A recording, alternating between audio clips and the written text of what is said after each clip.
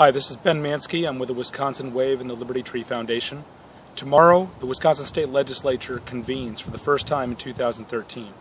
There's something very special about the state legislature, however. This is the first state legislature in my lifetime, probably your lifetime, that has no legitimacy to govern. This legislature, the majority party that is taking office and is prepared to govern tomorrow, actually lost the popular vote. Not by a small margin this past election, but by a very large margin, by over 270,000 votes statewide in the state assembly and the state senate. Yet the Republicans in the state assembly have a 20-seat majority going into tomorrow's session. Why is this important? Well, because they've already shown that they don't care what the will of the people of the state of Wisconsin may be.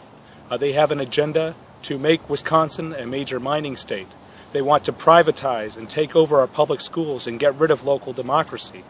They want to renew the attack on collective bargaining and public workers. It's really essential that everybody turn out tomorrow at the state capitol, Thursday, noon, January 10th, and show up, because this state legislature has no legitimacy to govern unless we show them and the people of Wisconsin that we reject their authority, that they have no mandate, no right to govern. They will feel that they have no check on that authority. We're calling on them to resign. We're calling on the state of Wisconsin to call new elections with new legislative districts. It was, after all, because of the most extreme example of gerrymandering in the state's history that this legislature was able to take office. The variance between the popular vote and the seats that the Republicans hold could be counted at 28%. In other words, they're overrepresented by 28%.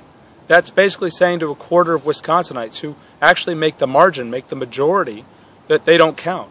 When you have people take office after elections in this way, in which they were not actually popularly elected, and then attempt to govern as if they have no responsibility to listen not only to the minority but to the majority, there is only one word for such people. It's tyrants. It's the very definition of tyranny to govern with illegitimate power, with ill-gotten power. So tomorrow at noon, for our schools, for our public services, for those who are struggling the most in our communities, for our rural communities, for the rural communities that are dealing with a threat of mining in northern Wisconsin, for future generations, it's essential that we all turn out at noon and to join the rally to reject this puppet legislature, to send the message. I think it's very important that we recognize that though we have not won this larger struggle yet, we have won a number of major and important battles along the way. What if students and public workers and teachers had not come out on February 14th in 2011 to the state capitol and had not stood up against this austerity corporate agenda? What if we had not done that? Can you imagine what Wisconsin would look like today? We would already have major mines operating in northern Wisconsin. The University of Wisconsin at Madison would have been separated out from the UW system. The cuts to the public sector would have been more severe, and Act 10 would have been fully in place without challenge.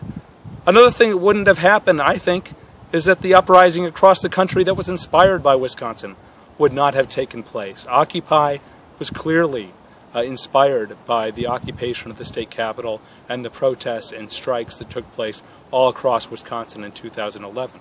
This struggle continues. It's not over until we say it's over. And tomorrow, when the state legislature comes in and tries to legislate as if they were elected by somebody, which they weren't, it is important for the people of Wisconsin to begin the next stage of the struggle. So I hope to see you at the state capitol tomorrow. Thank you.